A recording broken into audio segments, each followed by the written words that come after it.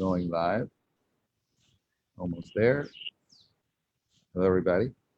And it's going to begin in one moment. Open Zoom.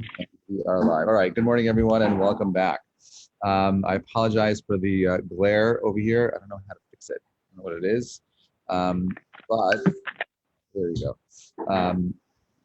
We are in the middle of learning about Shavuot. That's what this coffee talk today is about. We spoke last week about how this holiday is about personal greatness and development.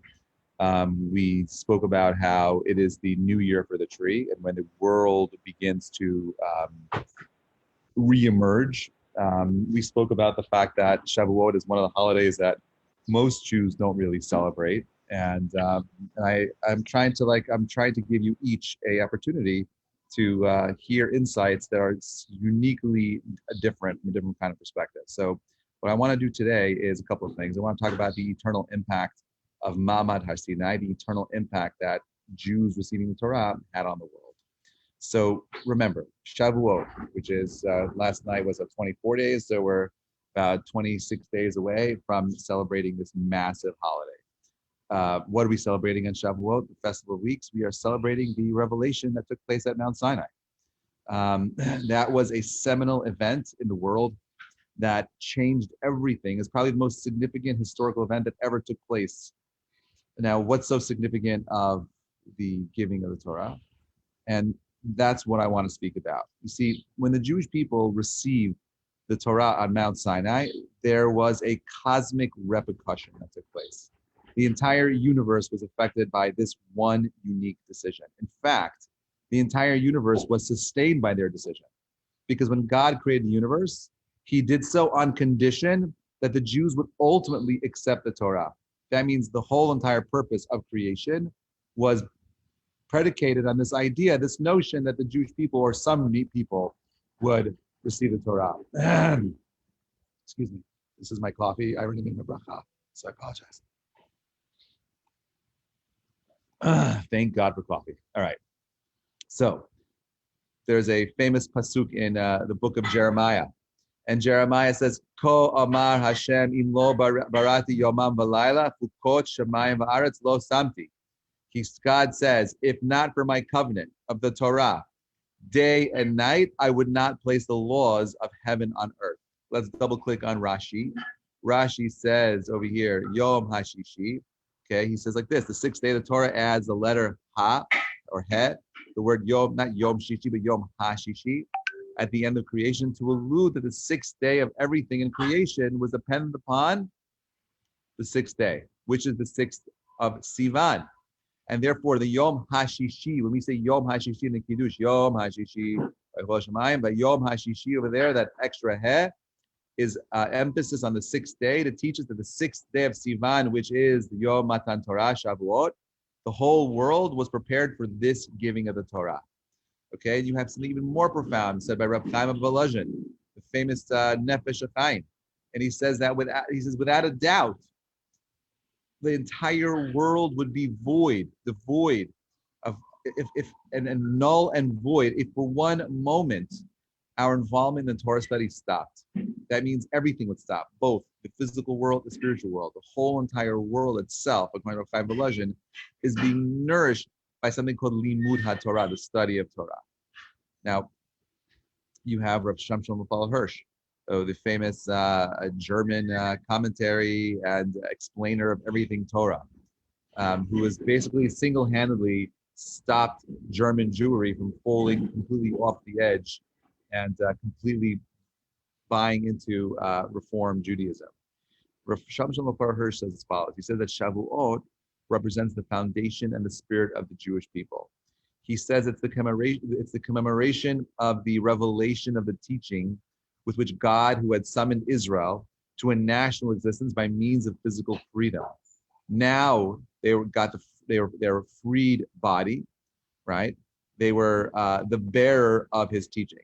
That the freedom wasn't just to go free to do what we wanted, but the freedom was there to enable us to achieve something more. This gave spiritual completion to that which had begun physically in Egypt. So Shavuot is the commemoration of the revelation of Sinai and more importantly, the foundation of life.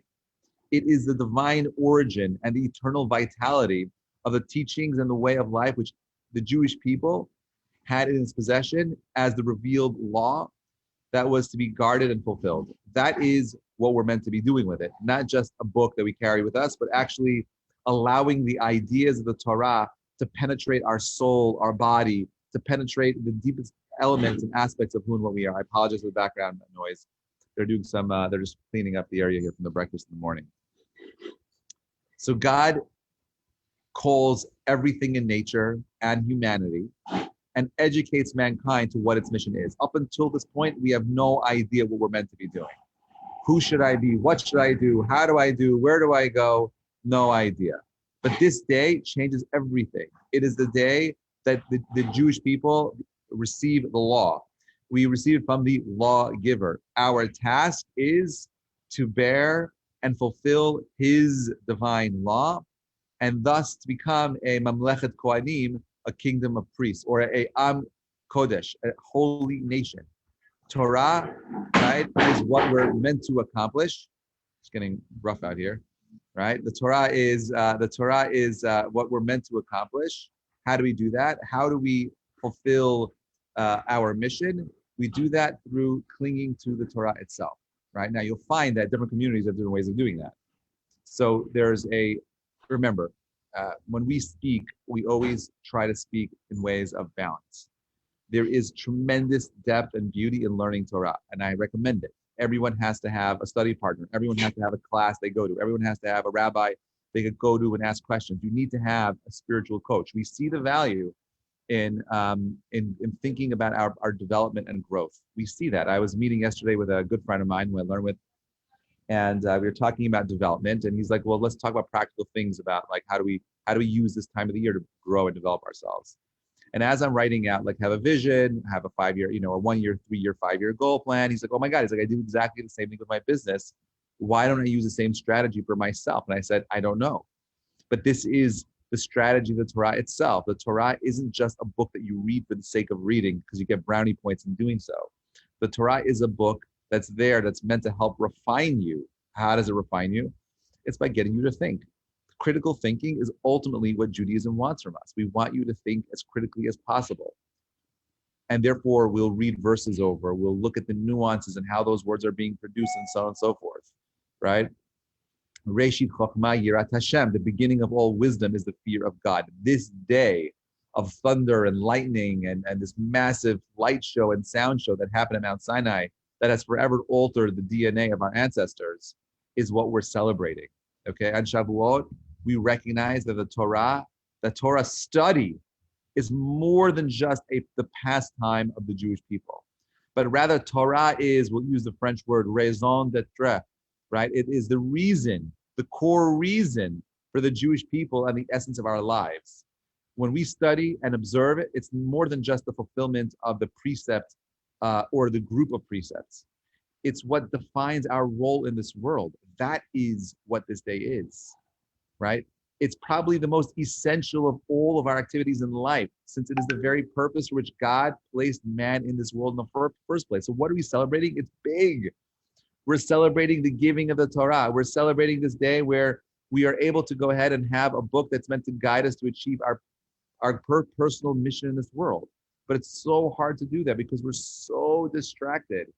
Even the Jewish people in the desert, when they received the Torah at Mount Sinai, and they said the words Na'aseh v'nishma, we will do and we will listen.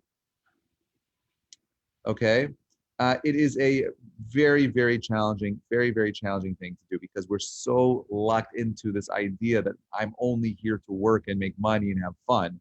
Why should I bother investing myself in anything that is spiritual, anything that is time-consuming, that is exhausting and not naturally fun? Why should I bother doing that? Now, when our ancestors stood at Mount Sinai, they didn't merely sign on the dotted line to accept the Torah, but rather they committed themselves to follow God's will and his bidding unconditionally. That's what the declaration of Na'aseh v'nishma means. We will do and we will hear is something that has resonated throughout the generations with a very clear message.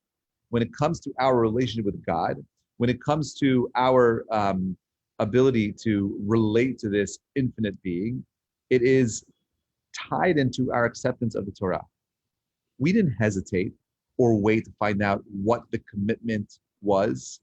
We didn't wait and hesitate to find out, oh, these are the obligations that we're going to obligate ourselves with. Rather, we declared our absolute willingness to accept the Torah and observe it, irrespective of what was written in this actual book, which could be a very good thing and a bad thing, right? Now, we trust that God would command us to do only that which would be good for us. And therefore, we said, you know what, if this is the infinite being, if this is our opportunity to meet our maker, right? If we are meeting our maker, then yeah, then how could it be bad? Which parent wants something bad for their kids? The answer is zero. No parent wants bad for their kids. Some parents have a weird way of expressing themselves, which is true. But every parent wants their children to have the best. They want to have the best. Okay, so we go back into the sources over here. Pasuk in Shemot says, "V'yikach sefer habrit v'yikra ba'oznei ha'am v'yamru kol asher diber Hashem na'aseh v'nishma." That is the book. Moshe took the book of the covenant and he read it in the ears of the people, and they said, "Everything that God has said, we will do and we will hear." I'm waiting for my children to say that to me. Oh, Dad, we will do and we will hear, right? Whatever you say, I'll do it. It's not going to happen. This is a miraculous kind of thing. That was the kind of faith these people had as a result of the Exodus, right? It was so clear to them that everything that they had gone through, every detail of their lives, everything that they had that had transpired in their world was part and parcel of their unique mission, that whatever God says we'll do, we're ready to do it no matter what. The Jews accepted the Torah represented the unique willingness to obey everything that God said, in stark contrast to whatever happened with all the other nations. The nations of the world refused to accept the Torah. This is a midrash where God came to the 70 nations of the world and said to them, hey, you want to accept my Torah? And they would say, well, what's written in your Torah? And they basically refused to subjugate their own natural drives and desires to the Torah's requirements. Rather, these people insisted on retaining their own lifestyle, their culture, which normalized immoral and wicked behaviors. And now, this is crazy. I'm not sure if you've been following this. I'm not sure if I mentioned it to this group or not.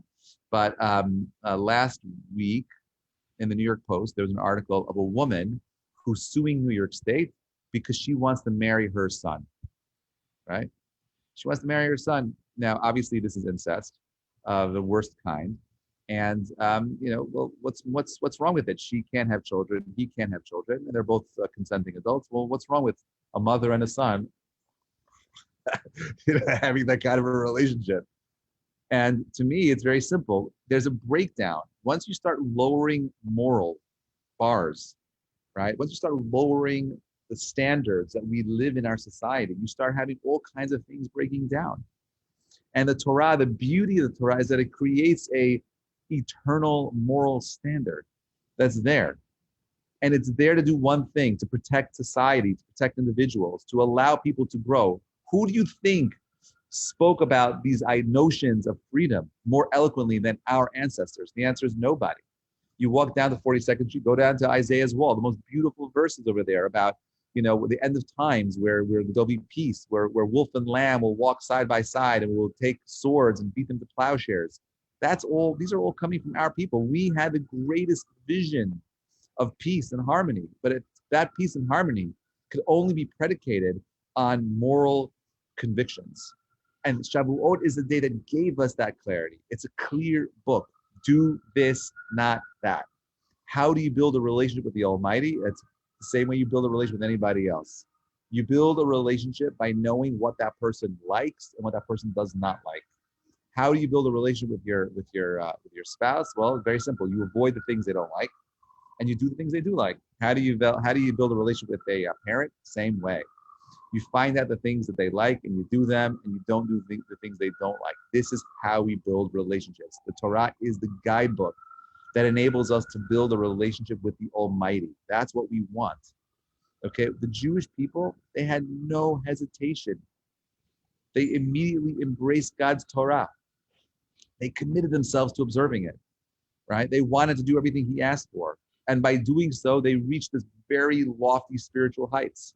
In fact, according to the Talmud, their unequivocal acceptance of the Torah put them on the spiritual angels, on the spiritual level of the angels. They were that great. How did they reach that level? Where did they get that inner strength from? Where did they get that resolve from?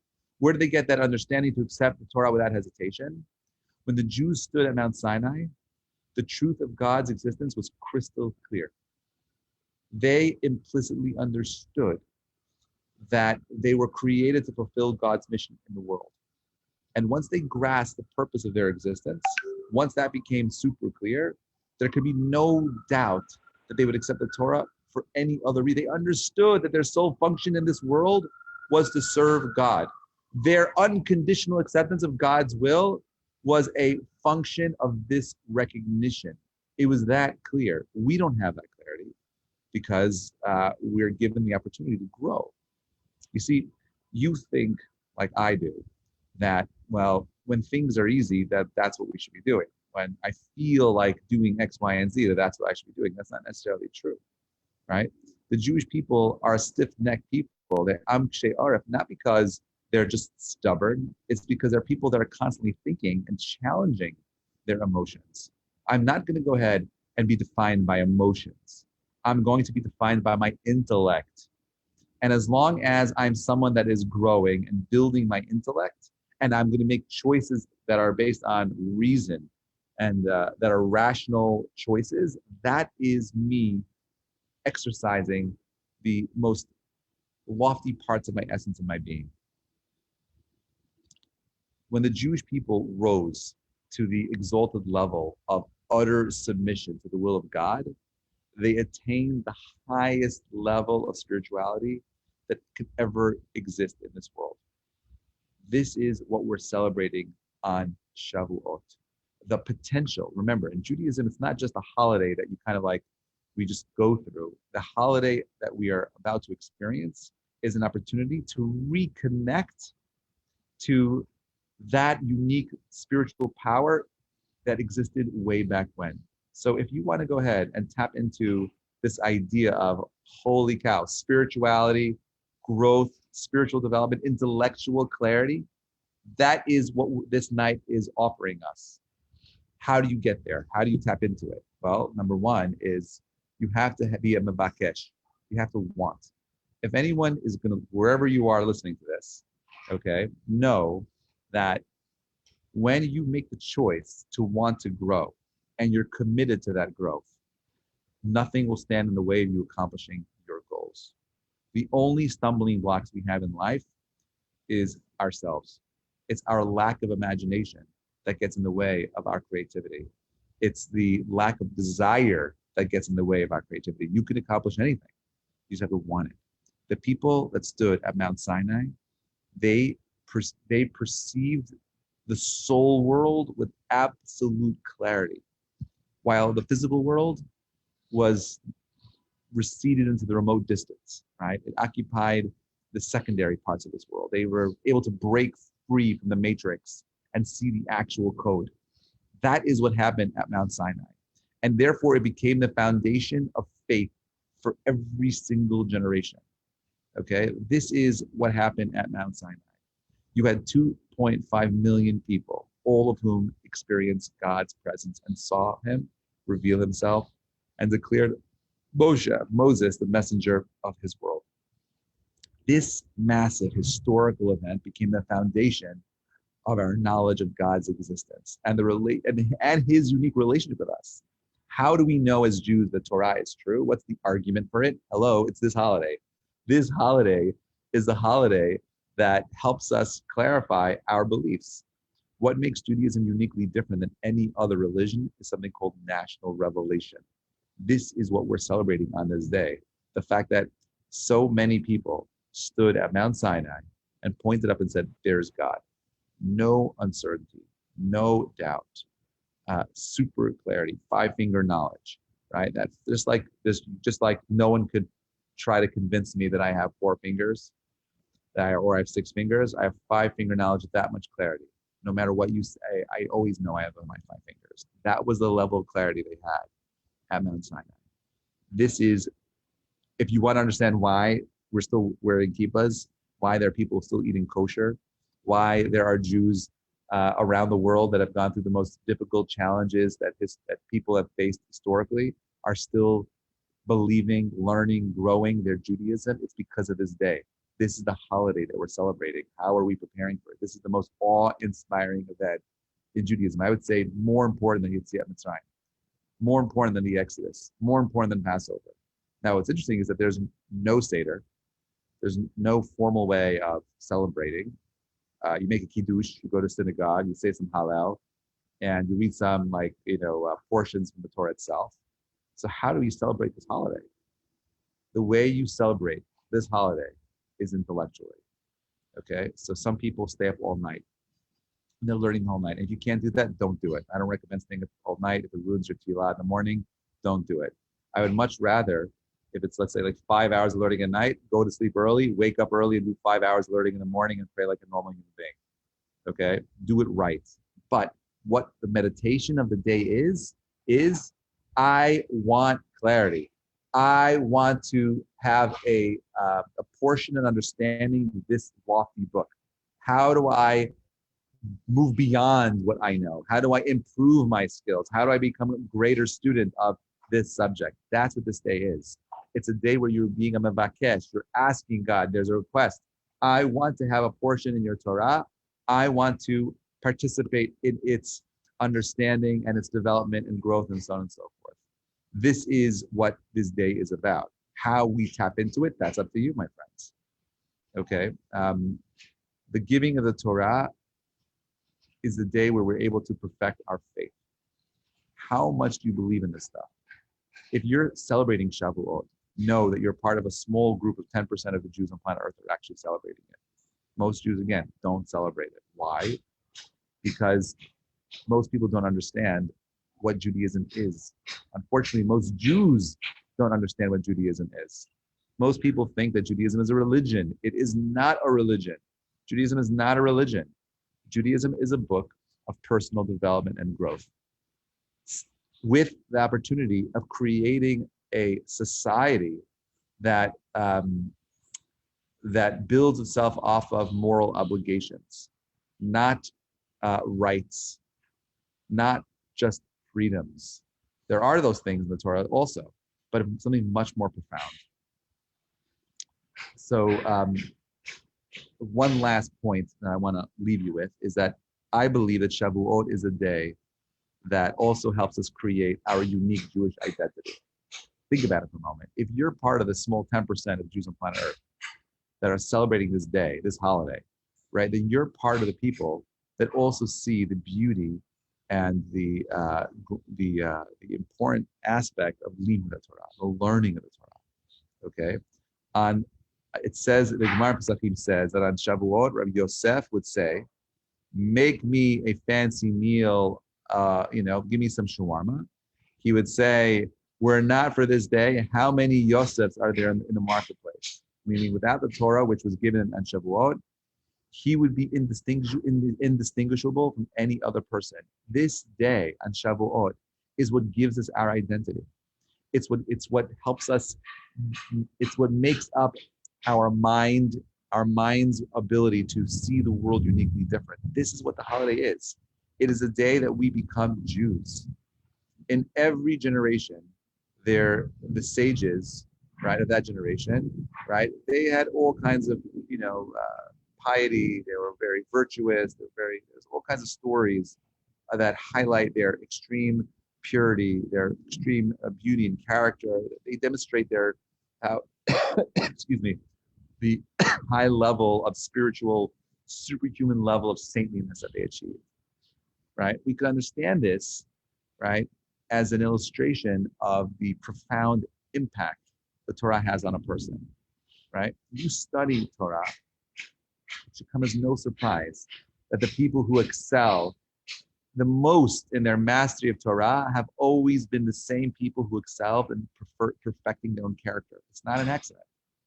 There's a great Torah sage, Rabbi Yisrael Meir HaKohen Kagan, aka Chafetz Chaim, who once testified before a judge on a certain subject, right? There was an attorney who was arguing the case and wanted to make sure that the judge would give the Chafetz Chaim's testimony the special credence that it deserved. So he decided to tell the judge a little bit about the Chafetz Chaim's character. He says, Your Honor, the attorney says, I have heard this rabbi is a man of unparalleled virtue. In fact, I heard that he once witnessed a thief stealing some property from his home and immediately began to chase after the thief, shouting, I forgive you, I forgive you. Rather than being concerned about his financial loss, he wanted to make sure that the thief who stole from him didn't get a sin. That was the Chafetz Chaim. So the judge well, he's like, I find this story impossible to believe. No human being could be capable of such an action. It's impossible. Your Honor, the attorney replies, even if the story is not true, the mere fact that I heard it should attest to the rabbi's greatness and character. Because no one would ever make up a story about you or me, right? No one's telling a story about you or me that we're running out. Like this is who they are. The Gedolim, the greatest sages that have lived. These people were superhuman beings. How did they get that way? It's not just Torah is not just an academic endeavor in giving people, the ability to be super intellectuals. The Torah is about refining our character, about becoming greater human beings. This is why it's so confusing, because we know so many people that wear these external religious symbols, right? The big yarmulkes, black and white pants and jackets and hats and whatever it is, and they're not necessarily an expression of the greatest character traits that are refined. There's a lacking refinement. It kills me when I see, I was at the airport dropping my son 2 weeks ago, and he was going to Israel, back to yeshiva, and there was these 3 guys standing outside the airport, black hat, white shirt, jacket, smoking outside. It drives me insane. Like, that's what I want. Like, you want to be yeshiva guys dressed like that, and you want to smoke outside. What a horrible, to me, that's a chilul Hashem. But they're people. And just like, regular people, they're struggling with their own struggles. I get it. But it's very easy to judge. And I don't want to judge. But I would like to believe that they're working on themselves and doing bigger and better things. And hopefully one day they'll recognize that was an immature, move to go out and smoke like that. But at the core, Judaism wants them not to do it. Judaism wants them to be excellent. Judaism wants them to excel. How are you refining your character traits? How are you achieving greatness? If you're not thinking, if you're just learning Torah and you're not becoming a greater human being, your Torah isn't serving you well. You're doing something wrong. If you are going to synagogue and you're going 3 times a day and you're going to shul on Shabbat and you're not becoming a greater person, something is wrong. Something is off. That's not being Jewish. That is doing things by rote. That's you buying into the religion. That's fanaticism. You want to be what I call a religious Jew. A religious Jew means a thinking Jew. A religious Jew is someone who is working hard to understand what he believes so he could excel and become a greater human being. If that is not happening, something is wrong with your Judaism. If that's not happening, then you have to reevaluate why you're doing the things that you're doing. So let's end with this idea, okay? What is Shavuot? Shavuot is a day of national revelation. It's a day that we as Jews, we maintain, we establish an identity. It's a day that we were able to say, this is what it means to be Jewish. We could point to the book and say, this is me, this is what I'm gonna do. And more importantly, it is the day in which we recognize that our faith is one that is not just about doing things blindly for the sake of doing it, but rather it's a day where we recognize that my Judaism is meant to allow me to excel and become something greater. May we be blessed with that recognition that that our faith isn't just like the ones of the faith of the nations around us, but rather our faith transcends them so that we could become something bigger and better. If this Shavuot is a Shavuot that's just like any other Shavuot, then I have failed you. But if you want this Shavuot to be meaningful, you have to ask yourselves, well, how are you going to make it meaningful? It's the new year of the Torah. You could tap into that spiritual power. Ask yourselves, how are you embracing your identity? How are you growing? Don't just tell me you're reading a book. My question is, how are you becoming the best version of you? With that, wishing you a Shavuot Tov and looking forward to continuing the conversation. Thanks so much for listening. Lots of love, everybody.